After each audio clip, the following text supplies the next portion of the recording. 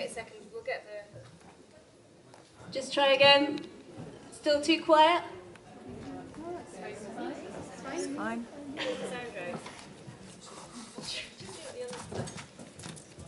What about this one? Is there anyone who really needs a seat at the back there? Or is everyone okay?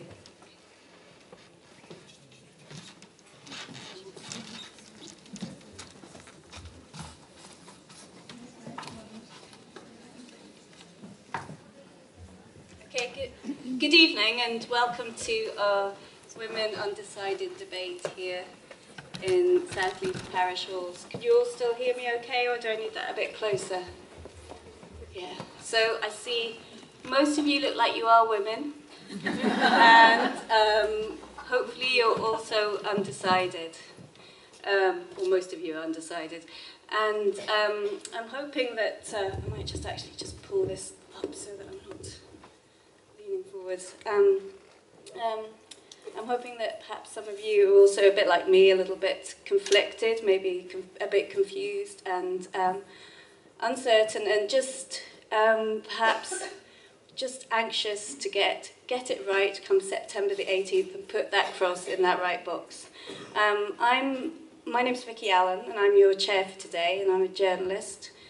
But I'm not a political journalist. I don't really generally write about politics.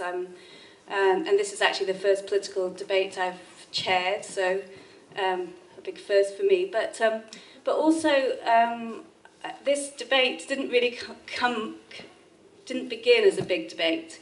It was partly the result of just talking with friends and thinking it would be good to have a little something in a living room, a little debate with some yes and no people, just sort of thrashing things out. And then my friend Hilary invited the Deputy First Minister, and we thought, maybe have to get a slightly bigger room. So here we are, and also obviously that inspired us to get some equally passionate and eloquent voices for the no side. And here you are as well. And just before I introduce all our panellists, there's a couple of things I need to do, which is to point out, first of all, fire exits. There's only one, if anything should go terribly wrong, and it's out there, the main entrance, which you all came in. And toilets, there's quite a few around. There's some back there to the left, and some along the corridor just there. And now, well, to introduce the panellists, of course, there's the Deputy First Minister, Nicola Sturgeon, who obviously is one of the strong and big voices of the Yes campaign. We've got Kezia Dugdale, MSP, Labour MSP, a strong voice for the No campaign, also a strong voice on women's issues and personal debt, and campaigner against payday loans companies and things like that. And we've got Katrina, Cat Headley, also, yeah, get the cat right, also for the No campaign. She's a civil litigation lawyer, and she's also going to be running for Holyrood in 2016 as a Labour candidate. And Larry, finally, who is a fabulous storyteller and children's writer, but also a very fervent Yes campaigner who's been out canvassing all over town. So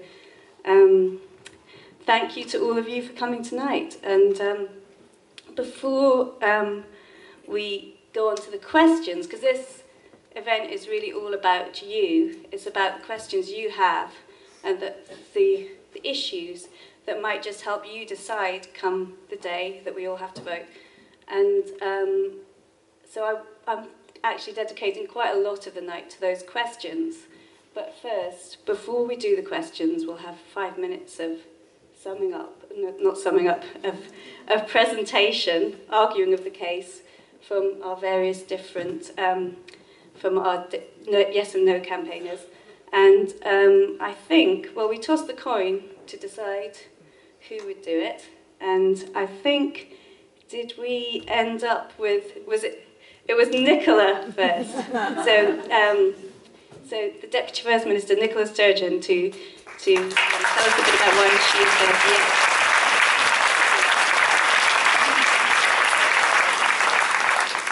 Thanks very much, Vicky, for the introduction, and thanks to those who've organised tonight's event for doing so. It's wonderful to see so many people here.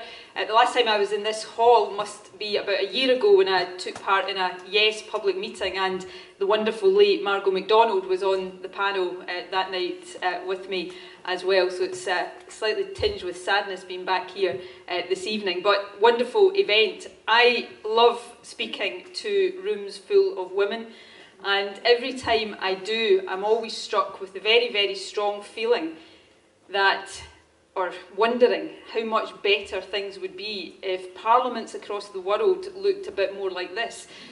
The world would be a very different, and I have to say, a much, much better place.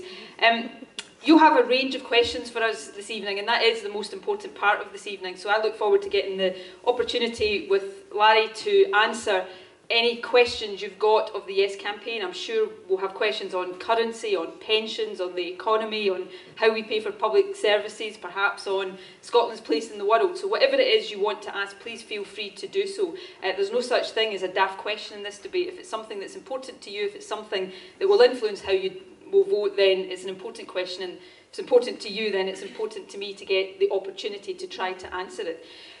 I'm not here tonight to try to persuade you that independence is some kind of magic wand, that we become independent and the morning after we wake up and find that all of Scotland's problems have disappeared, all of our challenges have gone, and the streets are paved with gold and everything is hunky-dory. That's not what I'm seeking to persuade you of. Anybody who does seek to persuade you of that should be treated pretty dismissively.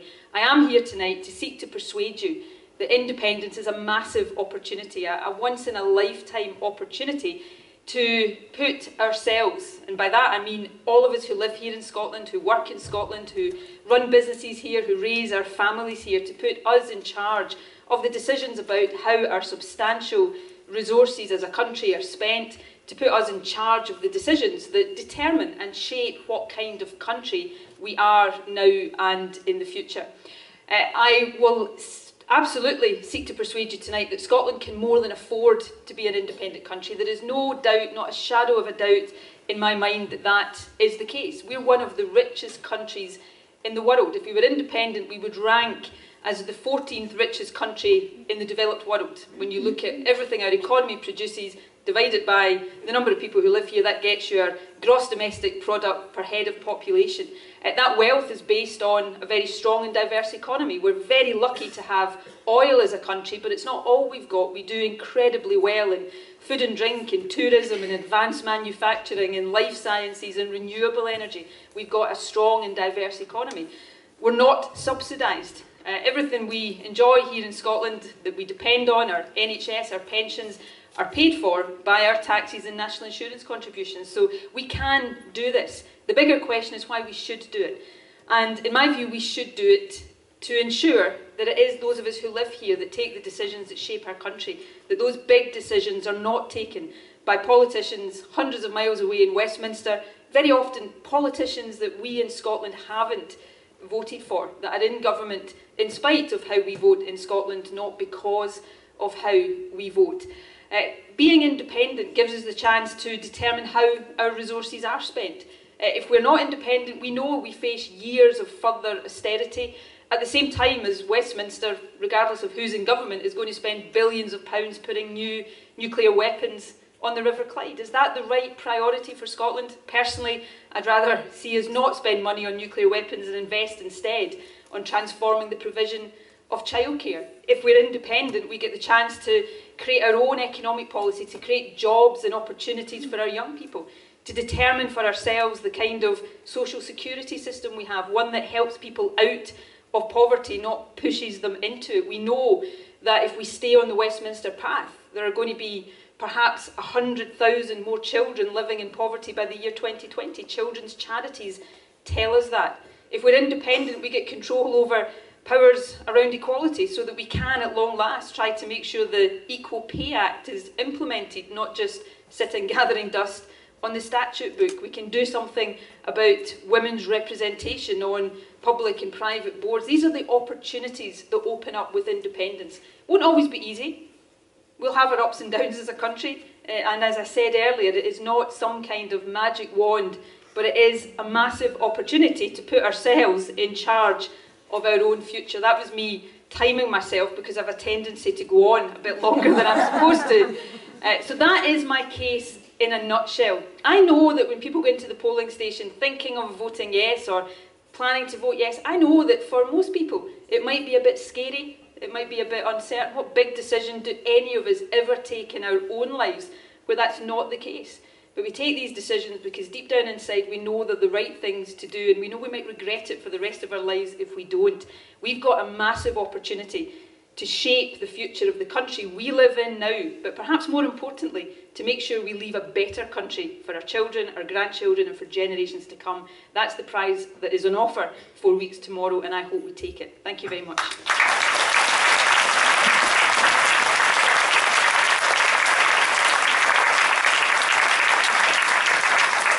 Thank you, Nicola. So over to Kezia Dugdale to speak for the No campaign. Thank you.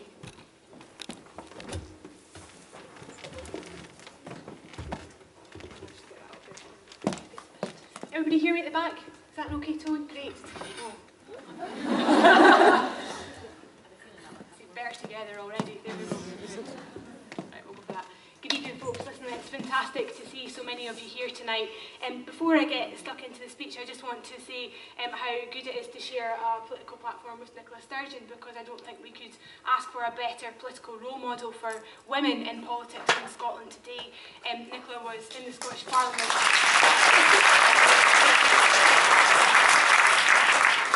Nicola was elected to the Scottish Parliament in 1999 when I was first attending uni, and you were 29 then. I think you were one of the youngest MSPs that had been in, and you know, you were a political inspiration to me, even though we were in different parties. And I hope that tonight, in the type of debate we have, we can recognise the differences across politics, but that we can unite together as women for women when it comes to the political process.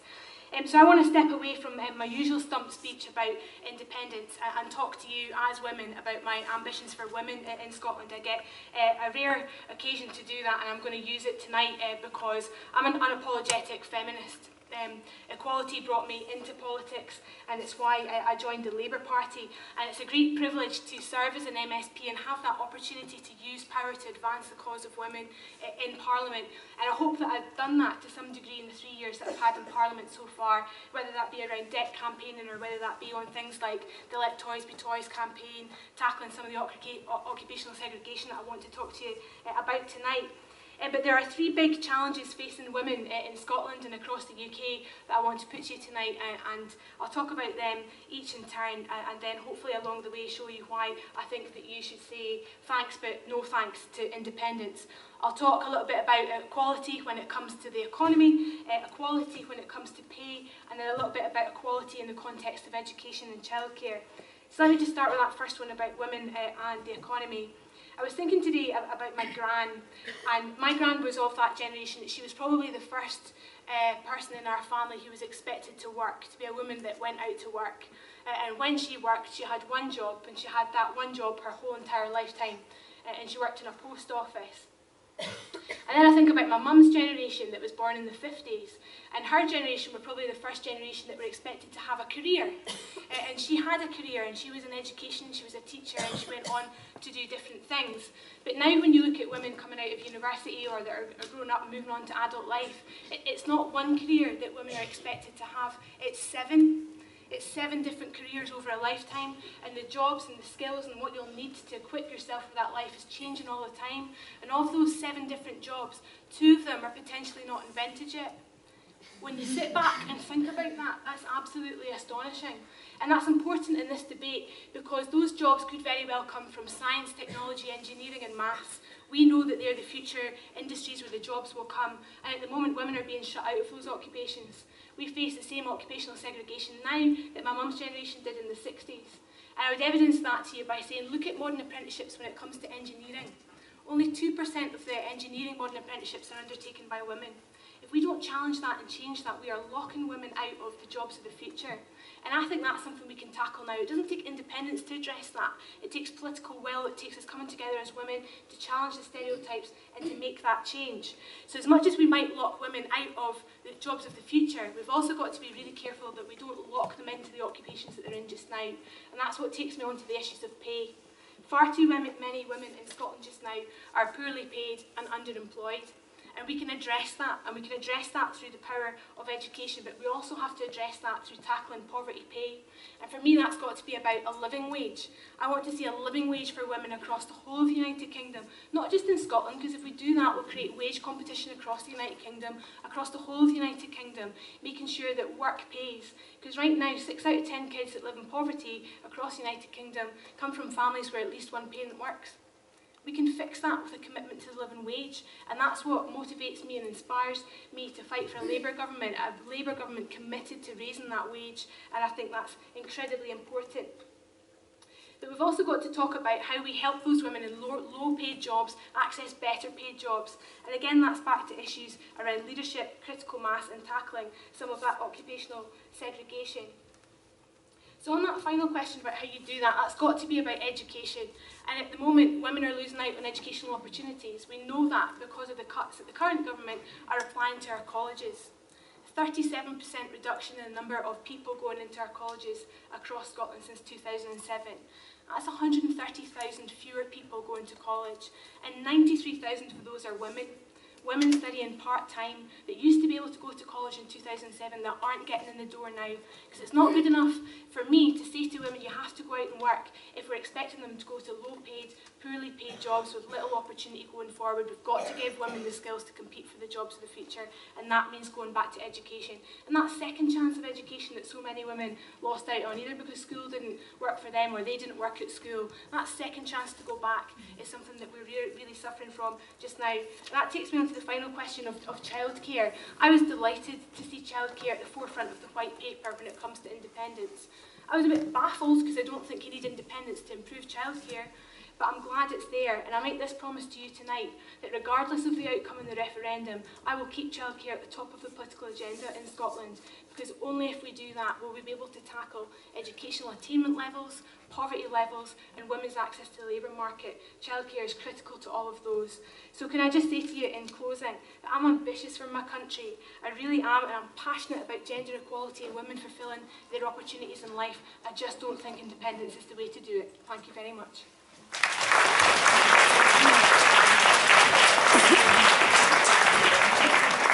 Thank you, Kezia. Now, Larry Dunn, children's story writer and fervent yes campaigner. Thanks, Vicky. Sorry, I don't think we're getting the mics right at either side. Yes, thanks, Vicky. I am a children's writer. I'm not a politician. I'm not at any point going to stand for election to anything. What I do is I write about dragons and wolves and fairies, and that probably sounds a bit fluffy, actually, and irrelevant to this vital debate that we're having. But what I'm hoping tonight is that my experience as a writer, an experience of making up stories, of imagining futures, which is what stories are, that experience will maybe give us a different way of looking at the future in Scotland. As a writer, I solve problems. That's what we do as writers. We imagine problems for our characters. For example, I will trap some children in a cave with a monster, and then I have to imagine the way out for them. And as a children's writer, I always make sure it's my child characters who solve the problems. I never have adults, parents, teachers, fairy godmothers, swoop in and solve the problems. I always want the young characters to solve the problems for themselves. And that's because I want to give young readers confidence in their own abilities to solve problems. That confidence is part of growing up. Confidence in your own ability to identify problems, test out solutions, and solve your problems on your own. That's about becoming yourself. It's about becoming independent. And that's what I want for my own children. And that's what I want for my community. It's what I want for my nation. That we can grow up. That we can have confidence in ourselves.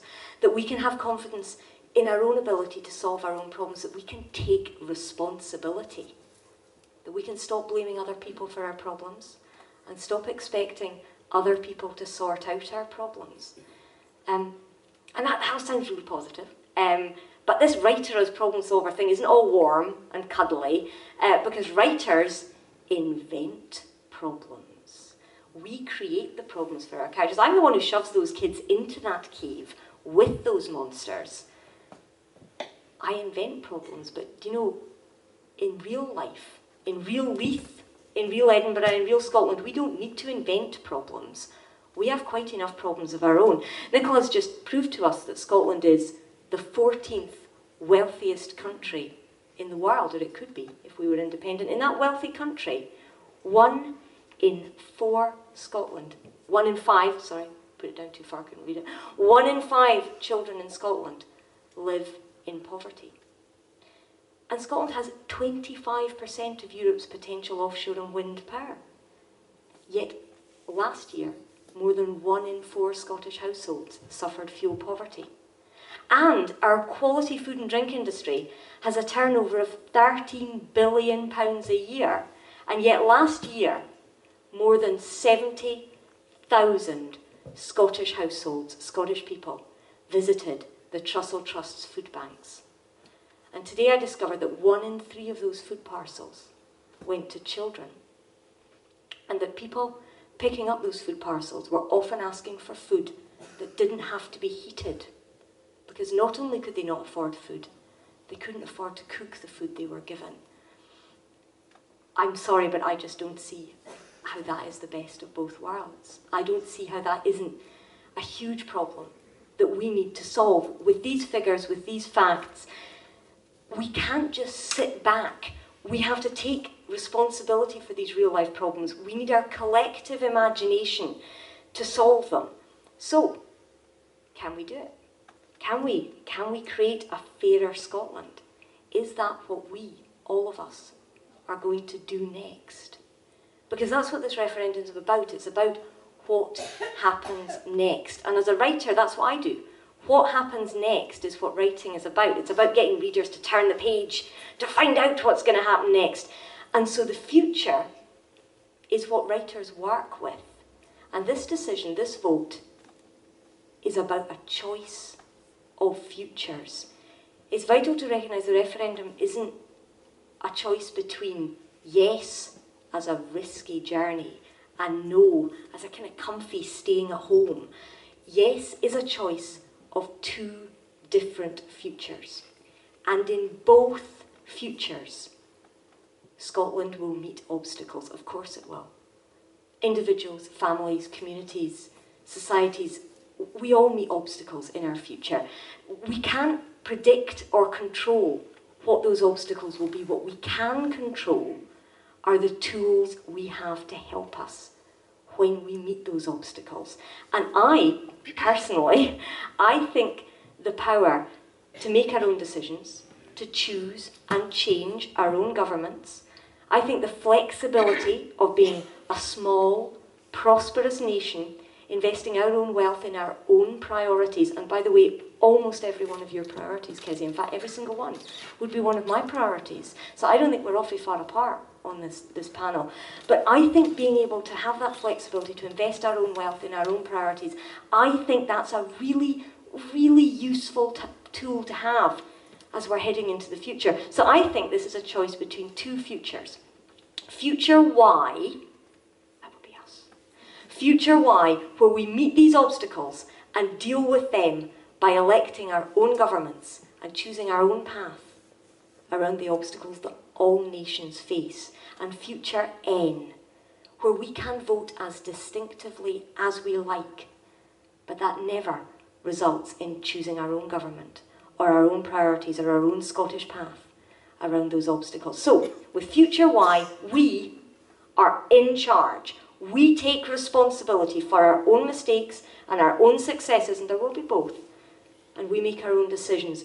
With future N, we let someone else do it for us.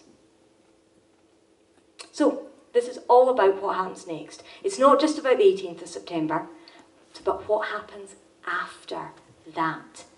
How we choose to take responsibility, solve our problems, and create a better Scotland. Because I don't think you have to be a writer to imagine a better, fairer, greener Scotland. We can all imagine a better Scotland, and we can create it too, if we vote yes.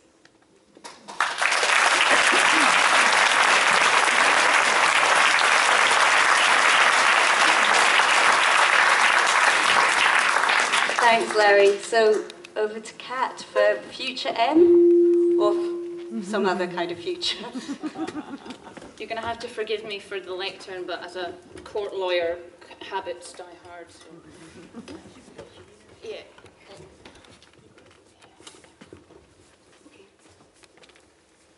Good evening, ladies and maybe solitary gent, perhaps, in fact. It's a real pleasure to be here tonight and take part in this discussion with you about the future of our country. Firstly, I want to say something that I think perhaps gets lost in the heat and noise of the referendum debate, especially on Twitter, is that we all want the best for Scotland and the people that live here. We just have different views on how we achieve it. And I don't doubt the passion and commitment that Nicola and Larry have about for this country, and I hope that they don't doubt Kezia and I's passion and commitment either. But we do have very different ideas about independence in Scotland, and on the 18th of September, not December, sorry, that wasn't an attempt to try and get anyone to knock home. We will make very different choices in the ballot box, and that's what the referendum is, it's a choice.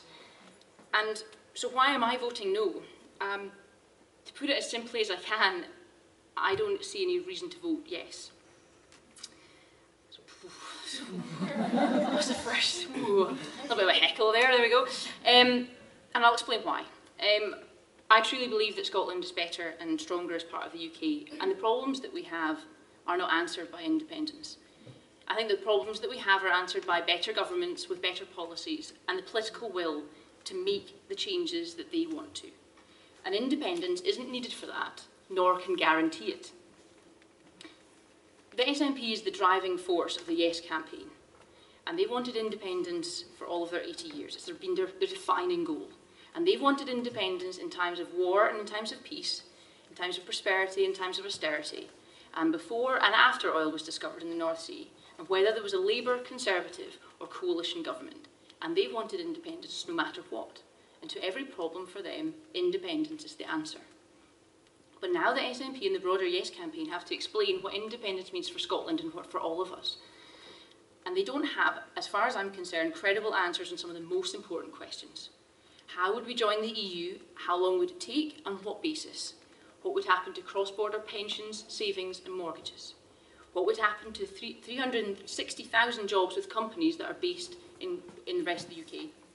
What would happen to the 65% of Scottish exports which currently go to the rest of the UK without any trade barriers, and the 250,000 jobs that rely on them? What happens when the oil runs out? And what currency will we have? And these are serious questions and they deserve serious answers. They affect every part of our lives and the future of this country, the economy, absolutely everything. And on the question of the currency, for example, in just the last 3 days we've had a currency union, sterlingisation, which is using the pound without a union, and sterlingisation is a transition to a yet unnamed other currency, and they've all been mentioned. And when we ask for serious answers and clarification, what independence means for the country and for all of us, all we get in response are accusations of scaremongering. But it's not scaremongering to ask these questions, it's responsible. I suspect the truth is that for most people in the Yes campaign, they want independence and would want independence no matter what the answers to those questions I've just listed are. They want independence because that's what they've always wanted. And voting yes is a choice. Very few choices in life don't have pros and cons. And in spite of what both Nicola and Larry have just said, I feel that the narrative of the Yes campaign is very much that you are to believe that every person in Scotland gets to keep what they like about the UK, gets rid of what they don't, and there are going to be no teething problems and no downsides to independence. Who really buys that?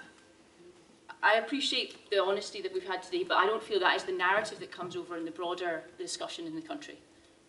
The referendum is a choice over decisions about where decisions are made that affect this country, and I don't think it guarantees anything else.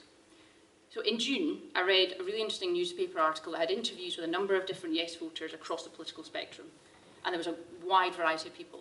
A farmer, a billionaire, a woman from the Radical Independence Campaign, a young man from Easterhouse, and an Edinburgh financier. And they all had their own bold vision for an independent Scotland, but it was all very much their own.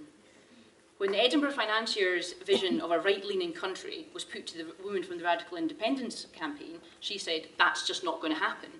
And when the Radical Independence Campaign's vision was put to the financier, he rolled his eyes and described them as the mad fringe left. And even in an independent country, in an independent Scotland, there's going to be arguments about the choices we make, and not everyone's going to be happy. And I'm sure that even in Norway, there are some people who are unhappy about the choices that politicians make. And I think for many people voting yes, independence is a blank canvas to project all their hopes and dreams on, and I can understand that. The rhetoric and the narrative of the Yes campaign is incredibly inviting, it's incredibly appealing, I can get that. But I think that it ignores the potential downsides, or the people believe that independence is worth any of the downsides that you could voice. I don't think, though, that is how the majority of people in this country think. And for many months I've been on the doorstep, and they want to have answers about how independence affects them and their loved ones. They want to make an informed choice, basically weighing up in the balance. I don't believe that Scotland needs to make the leap in the dark to be better. I think that we do and we can prosper as part of the UK. I think with further devolution coming next year, and the more promised by all the unionist parties, we can have more control over the decisions that we make that affect us with a strong and devolved parliament. We can have influence on the world stage by virtue of the UK's leading roles in the EU, UN and NATO. And we have unfettered access to a jobs and trade market 10 times our own. And we have the strength and security for our public services created by the pooling and sharing of resources across the UK. Next month, some in our country will vote yes because they believe in independence, come what may, with all the pros and all the cons and no matter the consequences. And I genuinely, at the bottom of my heart, respect that. But to choose yes on the basis that everything you like will stay, everything you don't will go, and there will be all pros and no cons, well, life just isn't like that, and independence wouldn't be like that either. I believe that Scots and Scotland have a bright future as part of the United Kingdom. Our journey as a nation together is not over. We are constantly evolving together and finding new answers to our problems. For me, independence is not the answer to our problems, and that's why next month I'll be saying no thanks.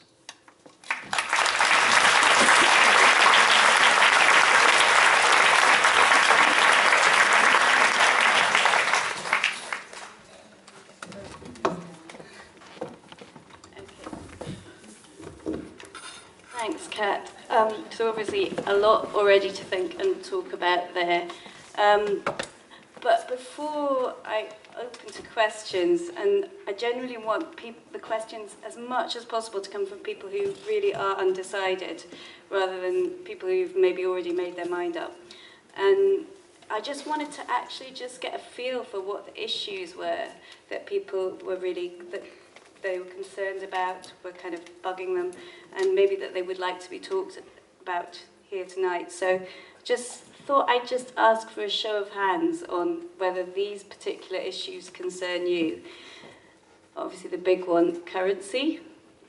So, yeah. Taxes, taxation. Quite a few.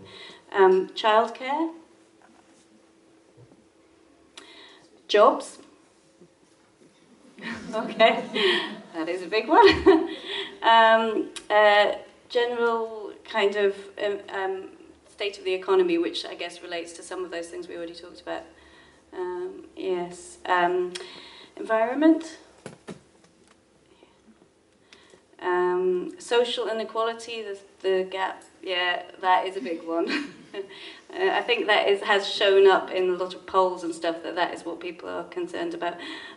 Defence, Trident. Okay, great. Well, yes, everything is important. Yeah, yes, indeed, some are more important than others.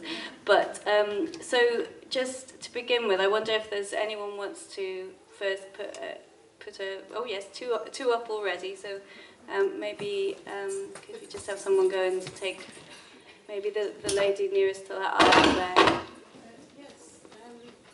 there. There's a microphone, so if you just hang on a second, yeah. and then we could definitely all hear it. Hopefully. It's on. Hi.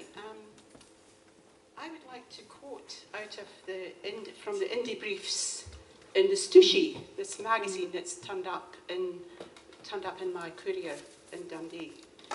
And I'm reading, First Minister Alex Salmond admitted at the Edinburgh Book Festival that both sides have stretched the truth to win votes in the referendum.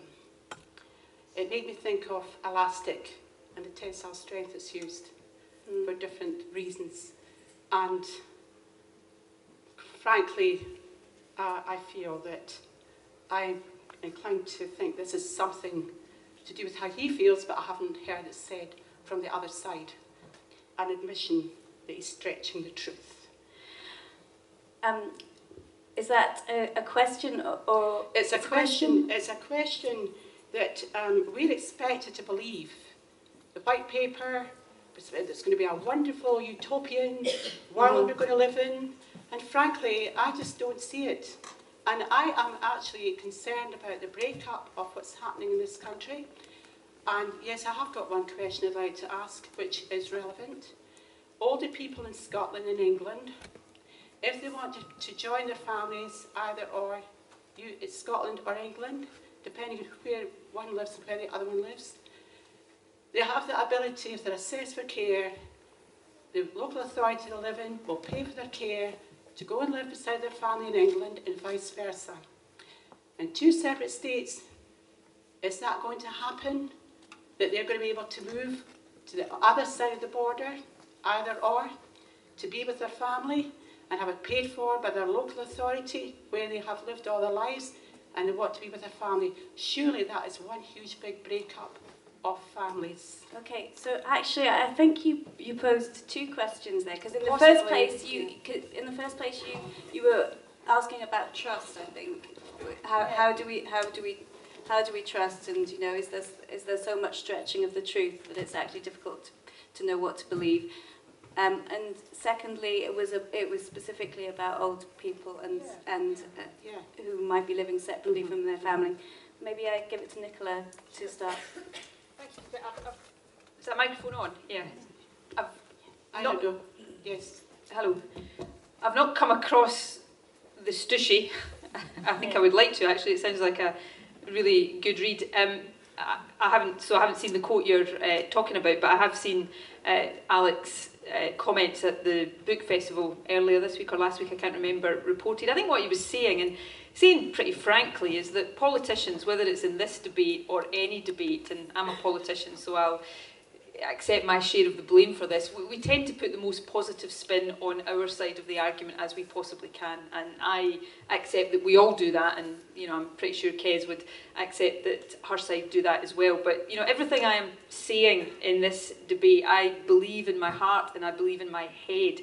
Kez is right, and I take this as a compliment rather than a criticism. I believe Scotland should be independent since I was old enough to think about these things independently and old enough to vote. And I believe it not as an end in itself. I believe it because I think it's the best way to building a better country. I don't think it will be a land of milk and honey. I don't think it will be a utopia as you described it. I was very frank, I hope, in my opening remarks that it's not a magic wand. It is, though, the opportunity to take responsibility for the decisions and the use of our resources as a country to try to do things better and to take responsibility. Because I suppose if I was to identify a downside, is that when you're responsible for anything in any walk of life, you've nobody else to blame. So we do stand on our own 2 feet and take responsibility.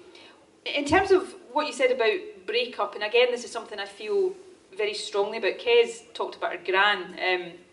I think about my gran most days. My gran was English, lived in Scotland for most of her life. I'm pretty sure she'd be voting yes, although she'd want us to take the north of England with us. Probably that would have been her outlook on this debate.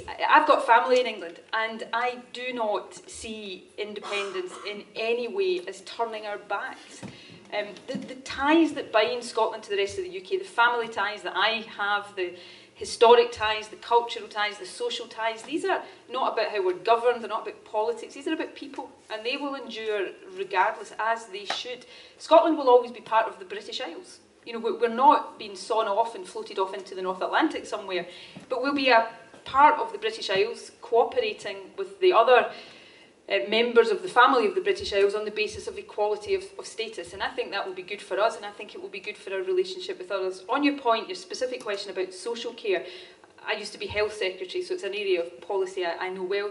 What you've described there is accurate. There's absolutely nothing that would get in the way of that continuing, because social care is already a devolved responsibility. Local authorities are already devolved responsibility. So local authorities here, if they choose to fund somebody's care in England, that's a decision they're making. They're providing that funding. There is no reason why they cannot do that after Scotland is independent, or vice versa. You know, as well as still being part of the British Isles, we're still part of the European single market. It's not about putting barriers up with anybody or between anybody. It's about Scotland taking responsibility for our own decisions and for making this the kind of country we want to live in. Thank you, Nicola. I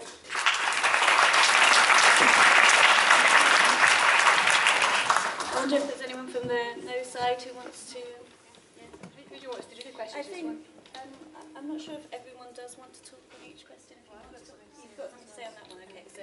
Maybe change that in the next round. Okay. On the question of trust, you know, I think that's really, really key. And you know, we've got a huge problem with trust with politicians in the country just now, and I think we might fix a bit of it with the independence referendum debate, just in terms of people re-engaging with politics in a way that's not happened for a long time. Although I don't think it will go as far as we maybe want it to. I spend a lot of time campaigning, and I was out in Niddrie today, and you know, if you believe some people, we're going to have a turnout of like 80–85% come the referendum day, and I can tell you that's not going to happen in Craigmillar and Niddrie from the experience that I had today. It'll be better than it's been before, undoubtedly, but it won't be healed, it won't be fixed. There's going to be a lot more to do. You know, and when I'm outdoor knocking, you tap on a door and you say, have you thought about how you're making up, have you made your mind up yet when it comes to independence referendum debate? And folk go, no, what do you think? What do you think I should do? And actually at that moment you've got a huge amount of responsibility in terms of what you say to people, because they're going to trust and take on what you say. And I find that really difficult sometimes, because I want to say, well, of course you should vote no. No is absolutely the thing that you need to do. But I have to catch myself every time and go, well, I think you should vote no, and here's why, but you need to come to your own conclusions. And the reason I mention that is because the facts suit all sides of this debate. You know, if you pick a fact about one issue, Nicola can find another one or another expert to completely counter that person. We've got facts coming out of our ears. The problem is it's all conflicting, right? So it's up to you to come to your own conclusions about how that works. You asked whether there was an issue where maybe somebody went too far, and I think a real low point for the no campaign would have been the stuff around organ donation and the idea that you might not be able to get an organ from someone in England if we were independent.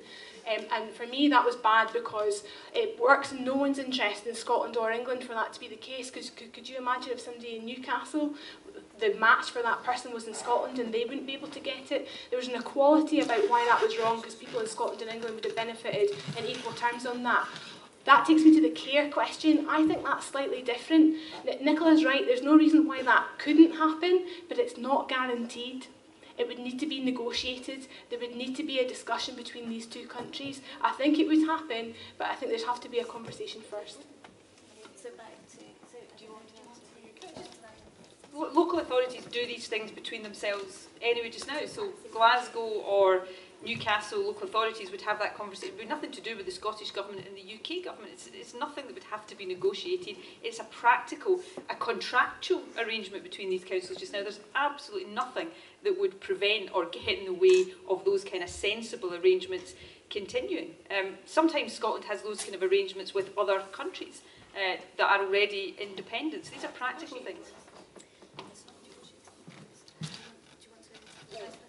Well, I was gonna take us back to the use of the word truth, because I think I may have met somebody very similar to the person Kezia met when I was canvassing a few days ago. I met an old lady who said, "Oh, you know, I don't know what I'm going to do. I'm waiting for someone to tell me the truth."